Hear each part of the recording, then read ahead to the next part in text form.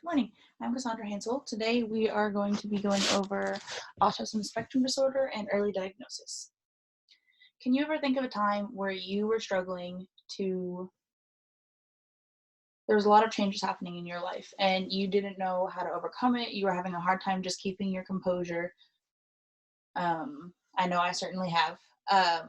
It is a struggle that people with autism spectrum disorder can deal with on a daily basis. Abrupt changes can be very, very hard for them. It can trigger a meltdown. It can be hard for them to understand if not explained properly. Life is full of these daily struggles, and unfortunately, just looking at someone, you can't tell what they're going through. And one of the only ways to go about fixing some daily struggles or helping with them is to talk about it. It's to bring awareness to these struggles. And I feel like our society, while getting better at it, it still needs to come forward a little more when it comes to developmental disorders, mental illnesses, and a lot of those. Anyways, I'm giving this speech today as a mother of child with autism spectrum disorder. We did catch it in time. We were able to diagnose him early at 2.5 years old. And I'm hoping that with this speech, I can bring awareness and just how crucial it is to get that early diagnosis and offer the best help that you can for your child or guardian or someone you know. Autism spectrum disorder is commonly known as autism. Autism is just kind of like a blanket statement for all of it. Before, it used to be autism and Asperger's disorder, and Asperger's was like considered less severe than autism. Now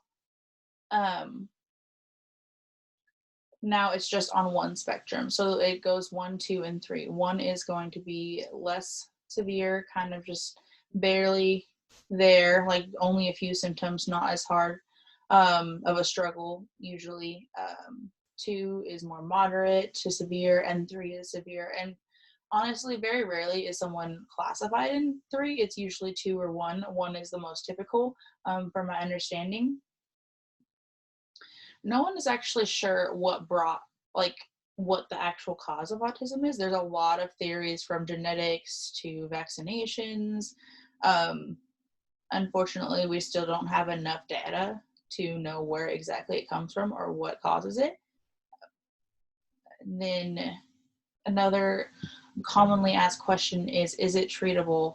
And while there's no cure, which I say lightly, I don't believe there needs to be a cure. There's nothing wrong with people that have autism spectrum disorder. But anyways, there is some treatment that you can do along the lines of like setting up a routine, figuring out what the triggers are, like what you can do to help. There's a lot out there for help, especially the earlier you get it diagnosed.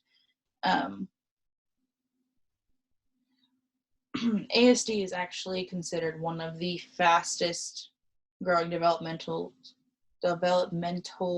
disorders today. In fact, like 1 on 150 out of 550 children can be diagnosed with autism.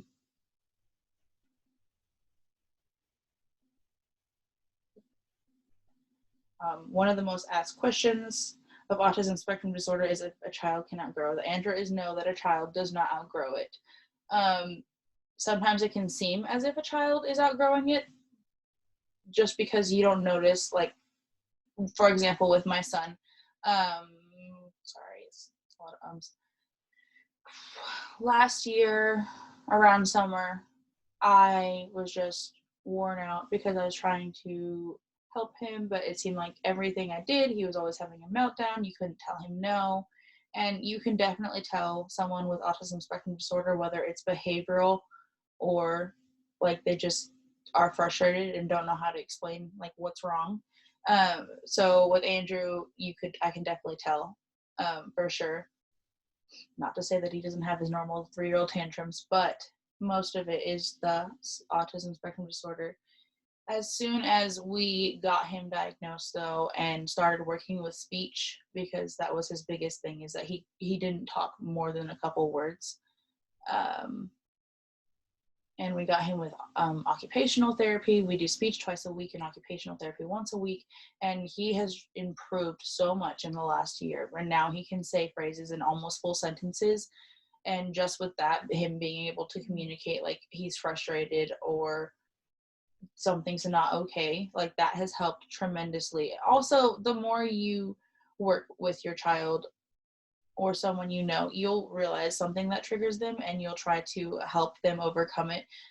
You don't necessarily want to avoid everything. That was one of the things that I was the most worried about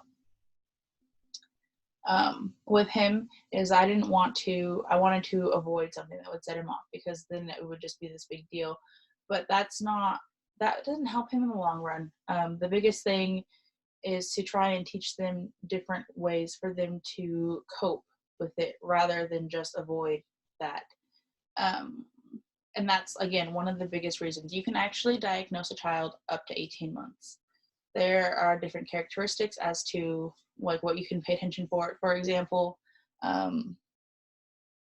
moving their hands a lot or something, or like walking on their tiptoes, or when they're excited, like that. There's just different things you can look out for. And as a parent, you'll have pretty good intuitive responses. Andrew was 2.5 and still only said a couple words, nothing more, mostly just incoherent babbling. And anytime, say he had some toys, he would line them up. If a certain pattern that he was working with didn't go the way that he thought it should, then it would go into a full meltdown. He couldn't be around new people. Going out in public was very hard because it would be almost too much for him to be surrounded by so much noise and like people and stuff that he didn't know. He didn't like going to new places, new houses. It took a lot for him to get used to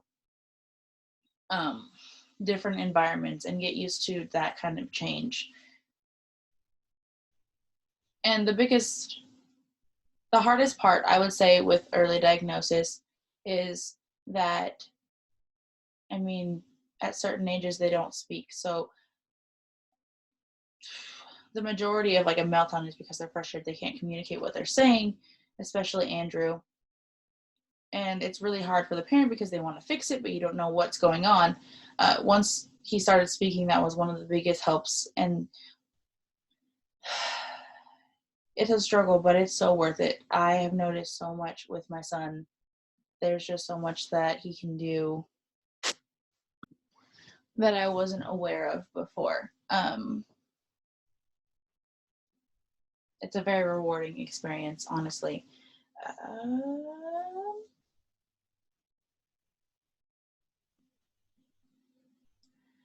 So definitely the benefits of early diagnosis, I would say, is that you actually get to learn what to do to help your child. But not only that, it's the benefits of you're doing it before, like, they have to go to school or something and something happens that you're not there to help with. And that's just really big. Lastly, here are some real life examples from parents with children with autism spectrum disorder. Sorry, so I interviewed 2 people, my husband, which I can give you information, and then a close family friend who has a daughter. His daughter was 3 to 4 years when diagnosed, and at the time that was considered early diagnosis. Like I said, now you can diagnose as early as 18 months. She is actually 25 now. The biggest challenges at the time would be for Victoria, and as well as Andrew, was routine disruption. Anything slept that they weren't used to. We went away for a weekend to Montana once, and we were camping, and it was great, and he had fun, but you can tell that Monday when we got back, he had to take a moment to just kind of get back into his routine and kind of prep himself and stuff like that. Being told no because they didn't understand why, and it was hard to explain why, for both Andrew and his daughter, Blaine's daughter, was one of the biggest things, which is hard for any toddler, but someone who, doesn't understand why, and it could cause them to be frustrated, and it causes a full down meltdown. One of the questions I asked was, have the challenges gotten better as she's gotten older, or has the parents gotten better at understanding what she needs? The response from both was yes, that both. It has gotten better as she's gotten older, and Andrew they are more aware of things. You can explain to them more what's going on and why it's happening, and they can kind of be prepared to deal with that more. But also, as they get older, you do realize what will trigger them more, and you try to approach it the best way so that way you don't trigger them, but also know that they can overcome it. A big thing is you'll notice with people on autism spectrum disorder is they have so many strengths. One of the strengths for Blaine's daughter is that she has a great deal of empathy, especially for animals. She loves animals. She takes care of them. She's super smart. She remembers so many things. She can literally taste a cupcake and rebake it the exact same. Like, she can tell just by taste. She is amazing when it comes to music, and she has this incredible memory when it comes to shows and TVs that she's watched, and it can be years later and she can still quote it word for word. I've noticed that Andrew has some of the same tendencies. His biggest strengths are with learning. He already is way above other children his age. When it comes to, he already knows the alphabet, he already recognizes his names. I don't know if I said, he's 3.5 years old. He knows all of his shapes. He can write most of his letters.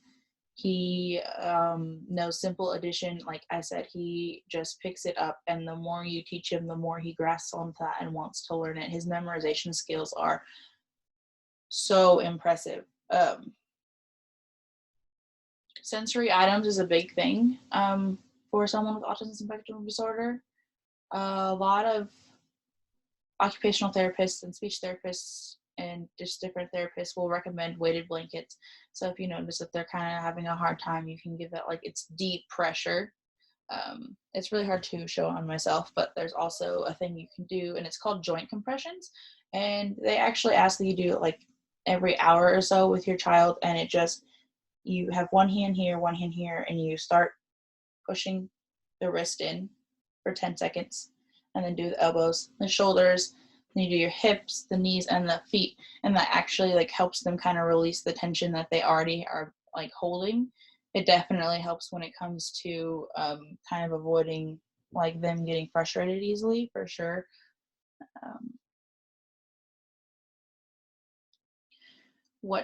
I'd ask what the best approach for communication with your child is, and in both cases, it's talking in a quiet environment with no distractions. If there's distractions, a big thing with autism spectrum disorder is that they can hyper focus.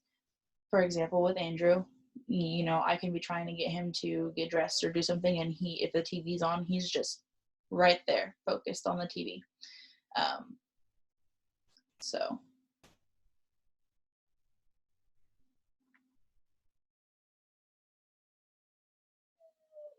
In conclusion, while it's a complex disorder and absolutely different with each person and case, one thing seems to the consensus is that people with autism spectrum disorder should never underestimate what you think that they can't do, because they'll prove you wrong in the best way. Thank you.